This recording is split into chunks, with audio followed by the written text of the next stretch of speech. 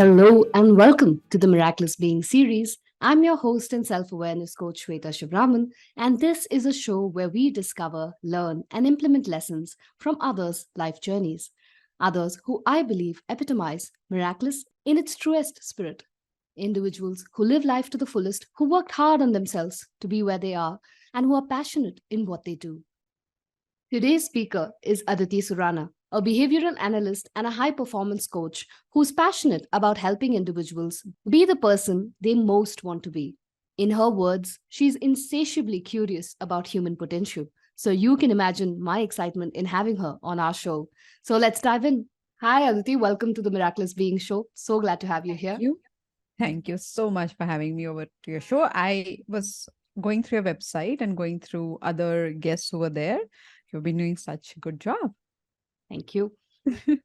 Endeavor to find more work in progress humans and share their stories. I think there's just so much to learn from each other. So, And we so need glad to all of have you. this, all of us need stories like these, right? Like we just want to make sure that it's not the celebrities, it's not like the crafted mythological stories always, but like real life stories. So, yeah, thank you. Absolutely. We've been fed the happily ever after for so long, right? Like we forget that there are struggles in between. Of course. Yeah. So beautiful. And I think the perfect starting point would be where you started sharing your story with me, which was at 19 when you had to make the tough choice of following your passion without the support of your father. Curious, what gave you the courage to go after what you believed then? I was having this conversation with my best friend last night, and Mhm. we were talking about this whole idea. And people generally, when they hear my story, they think I had some sort of courage to make that choice. So for our listeners and viewers, I left my home at 19 because my father didn't agree with my career choice. And it feels that, as a girl in India 20 years ago, to be able to do this and to find your ground and in a career that nobody had ever heard of, which is about being a behavioral analyst, being a graphologist, which means I study personalities based on handwriting, which is such a weird thing. It still is, but that time it was way more. And wanting to coach people, so all of this was unheard of. And my father's anxiety, if I put myself in his shoes today, I absolutely get it. Like, he was right, he was correct, he was just being a kind father who said, no, you can't be spoiling your life, your entire career. But it wasn't a choice. It wasn't a matter of courage. It was a matter of an obvious choice. When you know in your heart something that is so palpable, that is so real, it is there's no choice in your mind. You just jump, you just do things because that's the only way out. Otherwise you would die staying in a small space, which is right and is correct according to other people, but in your heart you always have that feeling that no, no, no, no, I can't do this. So I think it would have been more courageous to stay locked, only because I wanted to confine, and it was freeing and easier to do the difficult choice because it was the choice in your heart. So, Oh, that's so beautiful. And I love how you say that, you would have needed more courage to stick around in that path. and And I feel so like I think all the people who are not choosing themselves, not choosing their dreams, not choosing their, I always feel I call them high performers because being a high performance coach, I'm always studying people who do something to claim who they are and how they are, and whether the world agrees with them or not. And I see people every day making choices which are difficult. Choice to choose to be a mother over being a career woman, choice to be in a relationship because it would affect everyone else if you break out of that marriage. Now these choices are extremely tough, and people who make those choices are are heroes in a different way. Like, we don't celebrate them enough because many people are meant to do that because of societal norms and whatever, but every day is tough. And I'm sure you and I have been in those positions where we chose to give ourselves away because we wanted to be there for the other person, be in that relationship. We were scared, and it's not fun. It's like dying every day. So Yeah. Absolutely, absolutely. I think in our day and age where we villainize the 9 to 5, or yeah, so I often say that, we keep villainizing the 9 to 5, but 9 to 5 equally has its place. And it's also more about knowing what you want to do, right? That palpable excitement that I can still feel right now as you share that story that you felt when you were 19, right? It is about having that excitement in your day to day life, no matter what you path you choose. And mindsets and correct mindsets are not about what you do, it's about how you do it and what you feel when you do it. So being a mother, if that makes you the happiest person in the world, that is your calling, that is what you must do, and nothing else. Like I have a friend, she has two kids, and she's like, I'm gonna miss being pregnant. And I looked at her, I'm like, what? She's like, yeah, I love that whole phase so much that I wouldn't mind considering being a surrogate mother, just because I like the whole feeling of carrying a baby. And women don't talk about this often, right? Women, like, generally we are like, no, no, no, I'm very practical. So there are these ideas of what is correct and incorrect. And today we have different ideas. I believe 20 years ago we had different ideas. But I have a problem with ideas being defined by other people and defined ideas. I feel the whole journey one should go through is to identify who you can become and who you possibly can build yourself into. And that's an ever uh, lasting, lifelong exploration that people generally don't tend to do. And I feel bad for that, if at all.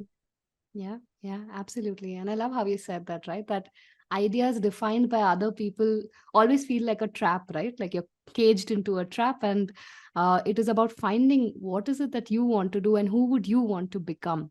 I think And that's also, such a these powerful. ideas defined by other people are very safe. We like them because they are tried and tested formula, and this is like a, like, something that, I can do this degree and there is so much of scope and there's this guaranteed career there, and I there's nothing wrong with that, as long as you know in your heart that every day you wake up and you want to do it. The structures, the ideas are all okay, as long as the only parameter I feel is the way whether you wake up, look forward to it, or not. Yeah, yeah, absolutely, absolutely. So having that enthusiasm or that zeal, right? I think you are touching upon that miraculous spirit that we look for, saying, how can you be fully involved in your Yeah, day-to-day life, right? So absolutely. as a banker, I remember days where we would just like, live from Monday to Friday for the weekend, for the long weekends, for the vacations. And you keep wondering, where is life in between, right? And I love how you say it's about identifying what you want to do. And I'm curious if there are probably listeners who've never probably gotten in touch with themselves or asked that big question saying, what do I want? Where would you recommend they start in terms of that inquiry or discovering what excites them?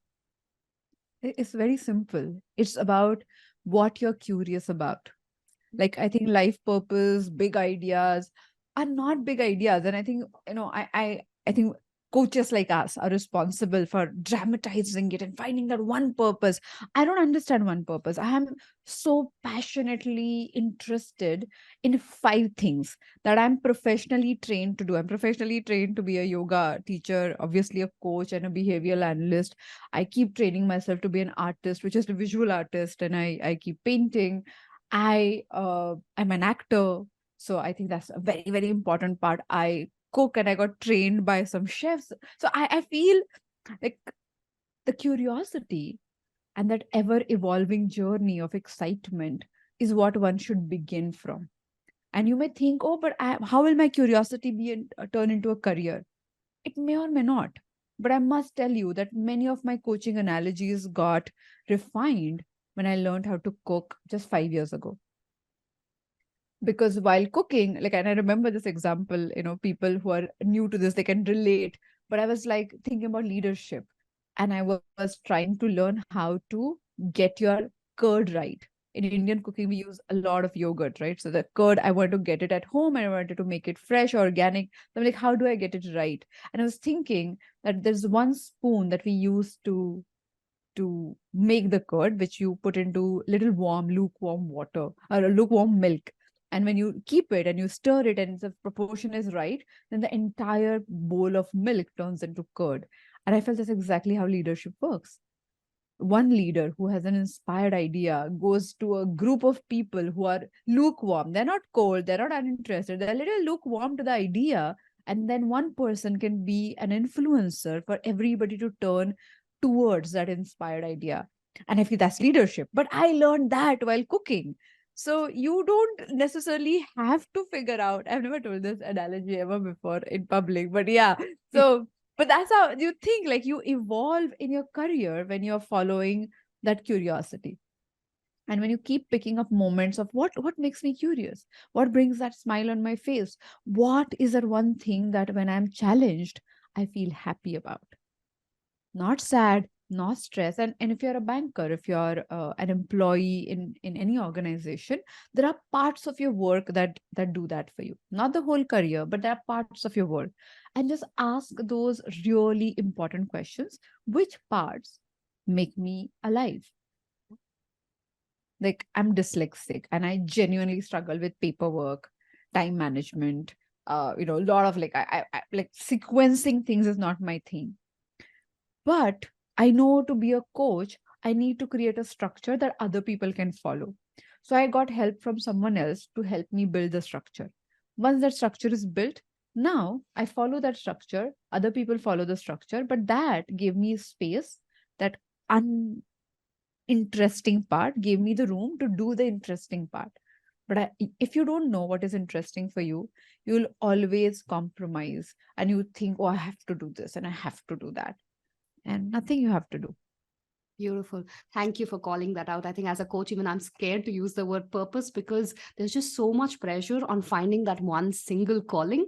And people, are paralyzed because it's like, I have to choose one thing and you Yeah, can don as many hats as you like. And I love how you simplified it to saying just follow what you're curious about. absolutely. How amazing. Thank you for sharing that. And that brings me into the next question, right? You spoke about the different identities that you don following your many passions. And we spoke about this as well as how, as women, we often don so many identities through our life. And somewhere we kind of, sort of lose touch with our core identity or who we are. So curious, what are identities that you probably donned through your life stages? And what were some of the struggles you encountered as you donned those various identities? So I feel my biggest struggle of uh, what made me into this career and all of it is I didn't know I'm dyslexic growing up. And neurodivergent reality is an important reality. Like most people are discarded, and people who don't know what dyslexia is, if you watch this movie Tare Zameen Pe, or if it's a learning disability, so anything that you take and you kind of build. So I was very good at studies. So the identity of being like a good student when it came to speaking or explaining my point or logically presenting it or doing math, but I was bad at just copying the numbers from question paper to my answer sheet. And that would like take away, obviously, you don't answer the right question, but you know all the logical steps. And thereby, I felt I got rejected a lot growing up. I failed every day. I fail every day, even today, to manage to do very, very small everyday tasks. And when you have that part of you in our education system, it can hamper your self esteem a lot because every teacher is like red marks on every question answer sheet, like, you're constantly called out for not following the rules. And I almost bought it. And when our identities are formed when we're very young, technically till we are 14, and without interventions and deep work, you can't change how you look at yourself. It's like a program that people carry throughout and they keep repeating itself. So for me, fighting that identity of somebody who is like not good enough, somebody who is not suitable to fit in, and you buy into other people's ideas largely. But thankfully, at 14, I had a revelation where I chanced upon my gift of studying people, looking at the scribbles on the paper. And I was 14. You don't know what to do with that skill, but I was curious and it made me happy. And first time I got noticed. For a teenager, it matters a lot when you get noticed. You're like, oh my God, people are seeing me for something nice. Great. But that curiosity led to a lot of reading, a lot of research, a lot of observation. And I feel then I built a newer identity, especially when I left home. And that identity was somebody who wanted to be a pioneer in the field that I was choosing. And then it in my mind, the story changed, the track changed. And I said, if you, as a pioneer, you will obviously have challenges. All pioneers had it. And that narrative helped, that story kind of like every time I had a problem, I had a challenge, I looked at it and said, oh, this is the next level of adventure. Because of the stories I fed myself. So I feel sometimes our roles and identities become very daunting because of the social ideas that the identity comes with. Like I used to be married and I went through a divorce, and I felt that phase was extremely difficult because I lost my father at the same time. So when two men, very close men of your life, just walk away, for a woman, it's like two shields walking out, right? And though my father didn't speak to me for 10 years, uh, your father is always your father. The father always holds that space, and he kind of shields you, and there's like an emotional support. And I felt I had to reinvent. So I always tell people that I started my life 3 times over.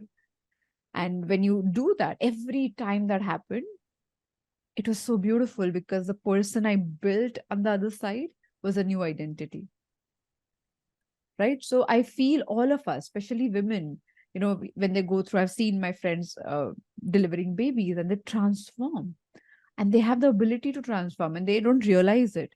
But what changes is your narrative about your life changes, right? When you get married, many women change after getting married, and I change. So I know, like, there is such a subconscious different narrative that you build. So we can do that by choice. We Yeah. can build that newer identity by defining and designing and crafting all the things that we want to create, and build the skills for it. Like few years ago, I wanted to become, for the first time, a podcaster, content creator. Like, talking is what I do for a living, but being dyslexic, when if I'm asked to speak grammatically correct, everything, it kills me. So I stayed away, though I had a skill for it. I stayed away from professionally being a content creator. But I always had like that little thing of how much I can contribute and help people. And this concept is so nice. Like that yogurt making, I want to make a video. Like I always felt like that. I attempted in the past, but never committed to it. But when I committed, I said, what kind of content creator I want to become? And I literally sat down and I didn't write how many followers I wanted. I wrote what what identity I would like to build as a content creator. So I felt it matters to me that I'm genuine. It Mhm. matters that people can talk to me. It matters that I make things simpler. So these were all aspects, all attributes that I wanted in the new identity.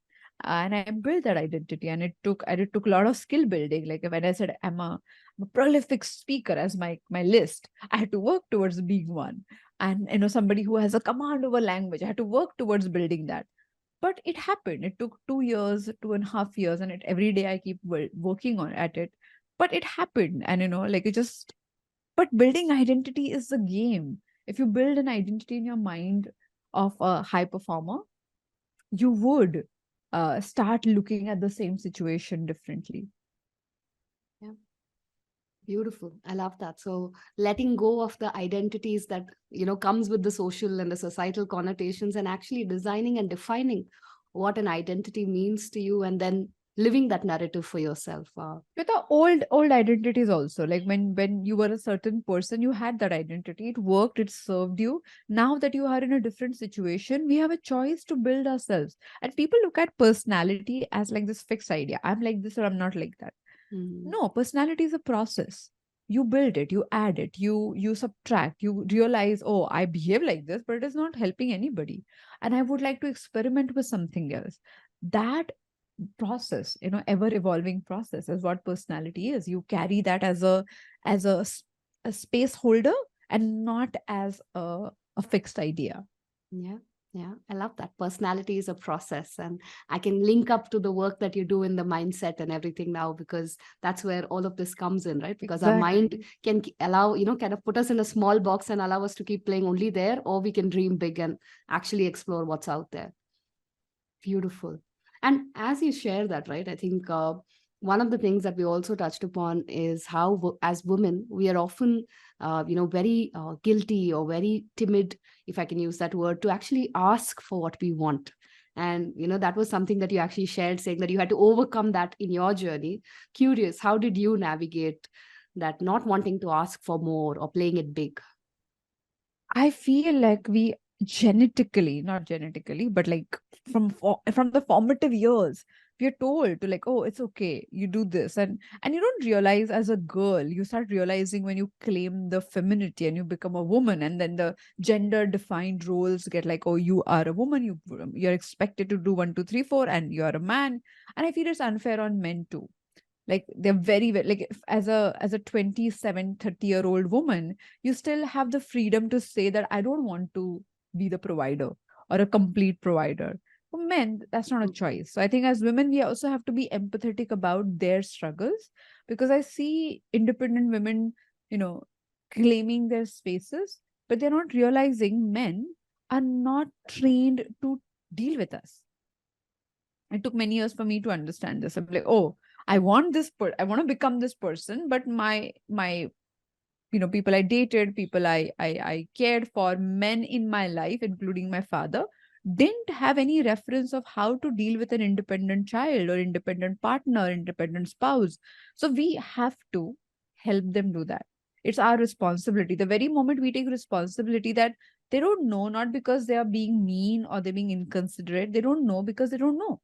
Yeah. And even if they don't know, I want to claim my space, and that I can only train them to give me space if I start taking some. Mm. Right? It is like when people tell you you can't do something, and this is not your space. This is not that they're telling you that you don't have the power, the resources, you don't have the authority, the agency to be able to do it. And I feel, and it is true, you don't have the power. You earn it. You earn the power to be able to be in that room and say certain things. Like I feel one of the things that if women really want to claim their agency, they need to learn how to handle their finances. It's such an important thing. And I feel it's not my subject. I don't talk about it much. But as a woman, I unnecessarily felt dependent on men because I thought I don't understand it. And the day I said, okay, how complicated it can be, how men who are not very bright, they must be dealing with it in life. And I said, wait, it can't be that complicated, right? Like it is a system made for everybody to invest so that the economy can run. So it can't be that complicated. And the very moment I had that mindset shift, Shweta, I sat down and I read books and I spoke to people and I got some advisors on board and I spoke to my CA friends. And I realized it's complex, but it's also not that complex, right? It is complex because they want to charge us for solving that complex problem. So it has to be complex so that we feel it's complex and we rely on someone else. But when you realize that my power will come from my true independence, and I feel every woman must do whatever it takes to find her true independence. And I'm not saying money is everything, but the world that we live in, it plays an important role, unfortunately. So most of the people I work with are men. Like my clients who are leaders, they're men. And I wish it becomes 50-50 soon where women become leaders and I can coach more women in leadership position. But when I look at these men and when I understand their perspective, they have no clue what your struggle is. It's not that they're being ignorant. They're like, they have no clue about it. So you will have to state it. You'll have to define it. You will have to, like a child, certain things have to be fed, but you have to know that it matters to you. Like if a man is disrespectful and if a woman doesn't straighten the matter, then it is on her. Yeah. She's giving him permission to treat her like this again. So I think that if you ask me something how I dealt with it, I think I trained myself to be fierce and intimidating when it comes to men behaving stupid. And thereby, when you ask and they just make this like, oh, how can you ask kind of a look? I learned to give that look back. Like, how can you question me asking for it? Mhm. It took some training, but when you make them uncomfortable for making you uncomfortable, that's the first step. And then there are further steps where you continue to repeat and then people back off. And it's not about men or women. When somebody is assertive and when they believe in what they want, people learn to behave. It takes time, but it's up to you. Absolutely, absolutely. I think it goes back to the whole point of personality being a process, right? That who we are is not really fixed, so we can actually change and be assertive and really ask for what you want, right? I love how you said that to really make that space, we have to claim it first, right? That this is our space and we have to take it and, And then women are communicate. Shaktis. Sorry. No, no, please go Sorry, ahead. finish. No. I think women are Shaktis, right? Like they are like phenomenal. Like I feel they have so much of power. It's only that damn programming where you're fed that you can't ask. Like we really have that. And I'm not saying this as a woman. I'm like I love so many women who are like these, path breakers, and then they created history. But these women just claim the space of their strength, and all of us have it. It's almost like a center that we have. We just don't activate it. Absolutely, absolutely. I think it's about, sort of awakening to our own true power. And I think it comes from peeling off that layers of conditioning, right? Saying, this is not us, this is not us, this is not us. Like, I love the whole yogi concept of neti neti, right? Keep saying no, no, no, till you find, oh Mm. my God. And then you realize that it's undefined. You can choose how you want to mold it, like you're, shaping clay. And you can keep changing that over a period of time as you discover more parts to it. But I think it starts with recognizing what you want and asking for what you want, So and true. only then will you be able to create that space. I love how you said that you have to be assertive and have those unpleasant conversations, and it'll be, uncomfortable in the beginning, but you kind of have to go through that process of discomfort till people around us understand that, okay, this is who she is, and kind of make space for all of us, right? All parts of us, not just one tiny acceptable portion of who we are.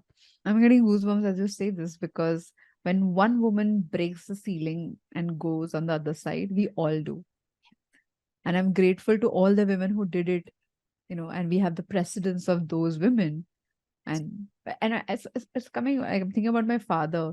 He wanted to name my younger sister Savitri, and it so happened eventually she was named Manjari, but he wanted to name her Savitri because she was born in the Savitri Bai Phule year, and Savitri Bai Phule was one of the first women to start a school, and people in Pune, you know, threw food garbage on her. She used to carry an extra pair of sari, go into the school, change it, and teach the 8 girls who showed up. But if she wouldn't have done it, right, we wouldn't have been here in this country. So sometimes you have to be Savitri Bai Phule, and you have to take the brunt for women who gonna follow you. But and I've been in that position at times, and I feel it's worth it. It's worth it for not for others, but it's worth it because what you tell yourself. Many times the messaging that we give ourselves that I don't think I can do it. And that messaging might happen in very small everyday situations. And if at all, if I want to train anybody to build the mindset, I would say go hit the small issues where you doubt yourself. Big things will be taken care of. But these are the everyday things which we kind of we just spoil it for ourselves. Absolutely, absolutely. What a powerful story. And I think it goes back to that Maya Angelou's quote, right? That when one woman stands for herself, she stands for every woman, right? And Yeah. I think that's just how powerful it is when each of us make those, small acts of rebellion. I call it. It's just a small act, but Well it said. creates such a big difference. Ripple. Amazing. And it, I want to touch upon this other aspect that you and I also spoke about, on how a lot of times women aren't very consistent with their own personal ambitions, right? When it comes to work, other responsibilities, family responsibilities, mothering responsibilities, all of that, we are on top of it, right? But our own personal ambition somewhere gets stored in a cupboard behind, right? How can we actually bring it to the forefront and stay consistent? So we deliver to other people, like our kids and our family members and our fathers and anybody for that matter, because that is accepted, because we are rewarded for it. The very moment you become like this great mother who's very sacrificing, you're rewarded for it. People are like, oh my God, she's so amazing. Right? When you like dress up in a way that society agrees with you, you're like, oh my God, you look so beautiful. And every time you do anything that is not accepted by the society, by people around you, it might be a small reference point by your family, then it's very difficult for you to still think that you're a good person. Mm. Forget about other things. You just don't know whether you're a good person or not. And that conflict Mm. takes away all the importance of, taking care of the person within. If you feel you're a bad person for walking away from your child to be able to do your career, then it's very difficult to make your career choice. So Yeah. we need to sit and address that point. It's not good or bad. It's about one choice over the other. Mm. Right? It's not always going against the society. Sometimes doing what they're asking you to do might be the good choice for you. But it's a choice, and you may make mistakes and you may come back. But the guilt comes because of the defined idea, as I was talking about. Either you fit in or you don't fit in. Either you agree or you don't agree. And as women, we require to understand if you're not happy with yourself, no matter who's happy around you, eventually you're going to be resentful, not even unhappy, but resentful.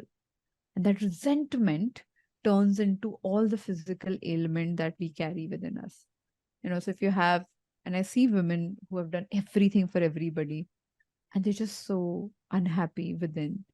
And because they don't even believe that they can complain or ask for the space, the body reacts and then they diminish physically. Yeah. So, and I'm very glad that it is changing. We have such amazing women. Women are unapologetic. They are changing things. It is becoming a new norm for women to go back to work within like period of 1 year or even lesser for that matter. So it is changing. It's changing drastically, and I think as many women have crossed the line, so all of us are getting benefited by it. So yeah. Absolutely. And I love how you didn't even address the symptom, right? You're saying that the root cause is the identity that we hold very close to and, who we believe we are. And it's about that choice and making that choice very consciously. It's again saying that, not really what identity society wants to hold, but what is it that you'd like to hold and Exactly. own up that completely, like take responsibility for that choice. Absolutely. And it's like that unhappiness also causes ripples, right? That resentment that we carry within Always, equally always. causes the same ripples in a negative way. I have a trick, Hmm. and it might not work for everybody, but it's my trick. So I feel if I'm eating a simple, like it would be idli sambar or like dal rice, like I'm half South Indian, I'm half Maharashtrian, so I have both favorite, and both are staple to me. But if I'm eating that very basic comfort food, and if I don't enjoy my food, I know there's something drastically wrong in my life. Mm. Or like if I can't sleep peacefully for Mm. 3 nights in a row, I would like go into this mode of like saying, what am I doing that is causing this disconnect with my body and mind? And it just like there's simple trackers, but it's not complex. It's simple trackers. If my food is not tasting good to me, then I'm not available. I'm not engaged not only to the food, but to my life maybe. And if it happens repetitively, it is your body telling you Yeah. that, okay, you're not happy here.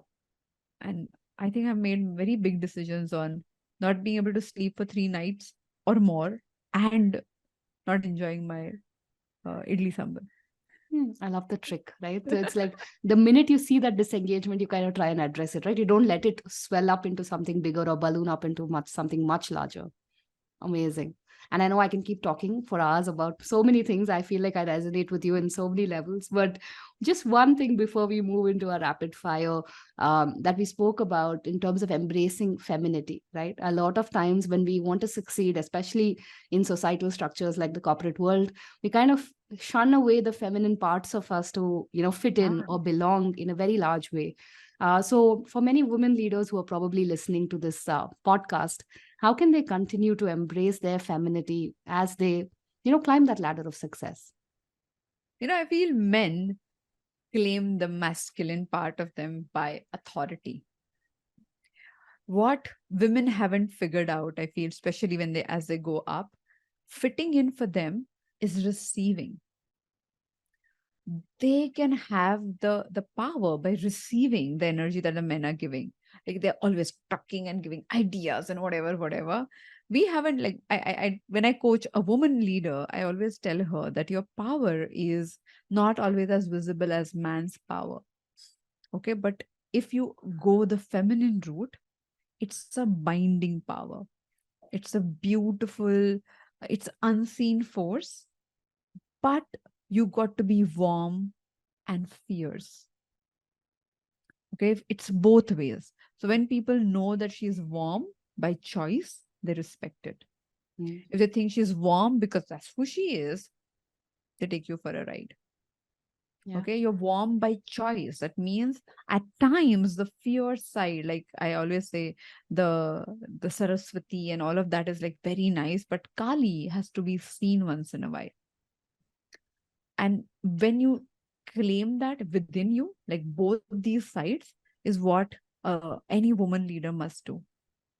And I feel it's important, like when you run a business, when you're responsible for many people, you do it. But women just feel, okay, I need to look like a man to gain that authority. I think we got to train people to look at women as leader for being women leaders, female leaders. And I am very I'm so high on this, and I was telling you this, that when I just created my public avatar, how I wanted to be seen. I'm like, I'm going to drape myself in saris because I want to be logical. I want to come across as an intelligent person, and all that aspect is very nice, nice, nice. But I also want to be claiming my femininity, because people need to learn that femininity is this power and one can use it. And it's creative, it's intuitive, is nurturing, it's warm. All of that is needed. And especially now, leadership is changing from like this result oriented way to like really uh, people growing in a holistic way. I was listening to some other podcast, and this, I think it was Vishen Lakiani who spoke that after many years, finally we have reached this point where organization's job gonna be to make sure that you holistically grow as you work with them. You have balanced life. You have, because now the generation that is coming, they don't care about hustle, they care about good life. So organizations going to be like these universities, what Google already did, right? Like they provide you with everything and they just take care of you. And that's going to be a new norm, that you've got to take care of people's overall well-being. And in that, feminine going to play an important role. Like you Yeah. can do result by only using one side of your brain, of one part of your personality. But for feminine and for overall growth, you need to be in touch with your emotions. And I think that's the powerful one. Beautiful, beautiful. Thank you for sharing that. I think our sensitivity, our intuition, all of those are our powers that actually, that receiving aspect of us is what actually sets us apart in a way, right? In that inclusion, it all comes naturally as a woman, and if we set that aside, we're just becoming one among others, right? I think beautiful. Thank you for sharing that. I'm realizing that all the questions you're asking me, I'm so passionate about. I have like long answers for everything. You're like, wait, I have this one story and one. It's always the case. It's always the case. But maybe we'll do like a sequel. Lovely. So, are you ready for the rapid fire? Yes. Okay, we'll start with Bring the it on. basic ones. Morning person or night owl? Actually, I want to be a morning person as much as I try, but it's both for me. All right. I think I know the answer to this, but I'll still ask. Always on schedule or running slightly behind schedule? 15 minutes minimum, as much as I try, but yeah. Okay. Books, movies, podcast. Favorite way to consume knowledge? Books. Books. All right. Any favorites or top three that you Don't whereby? get me started. Mindset by Carol Dweck, Flow by Mihai Csikszentmihalyi, and Synchro Destiny by Dr. Deepak Chopra. Hmm, lovely. Interesting. Um, any role models and what qualities in them inspire you? No role models, lots of qualities. Because when, as a behavioral analyst, as I worked with really like Olympians and high performers and leaders and actors and athletes, I realized that people are not a whole role model material, if I may say. Like everybody is flawed in different ways. So I realized that I need to build and craft uh, people's aspects. But if you ask me what aspects that I admire, and I have a wall in my office which has all these amazing people that I always admired. Like I have Coco Chanel while she's stitching, and Coco Chanel was like a path-breaking woman who, not for fashion, but for the life choices that she made. And then I have Van Gogh and his painting for the inspiration that he drew from every. So these are the aspects that I think. I have Carl Jung, the father of modern analytical psychology, and I love his work. But the fact that the Western world chose to have concepts which are based on Eastern philosophies and held it in the world, which in a way criticized him for it. So people basically who broke paths and did what they want. Beautiful. One word to describe the pandemic for you. A lot of work. We did social initiatives for anti-anxiety, and Mm, what I didn't know, it started like an inspiration that you, and I was curious to, and I felt I'm responsible to help people. Like if I can't volunteer physically by going there, let me take care of mental health. mm. And we ended up working with 40,000 people, and it was, I didn't know I opened a floodgate, and I didn't even know I had like that kind of possibility to reach so many people. But when it happened, Shweta, I worked for those 3 years, 16 hours a day. And I only worked. Like I didn't think about it. Like I created a program, and I was writing a book, which I gave away as part of that training I created for 21 days for people. And I taught that 2, 3 times during the pandemic, and so that people can join, and just changed me. I think the biggest gift I received at that point is the possibility that content can be, and people, the way you can impact people without knowing them. I thought that just opened my world. So pandemic was a lot of work, and I think my life's best work, if I may say, that just came out because you just stay at this process for 16 hours a day. It changes the way you look at everything. So Amazing. So you got those 10,000 hours already in those 2 years. yeah. I think. Lovely. All right. Any non-negotiables in your daily routine? Meditation and my sadhana. Like I have my spiritual practices, they're non-negotiable, and no matter where you are, what you do. Lovely. All right. And one thing you wish you knew when you were younger.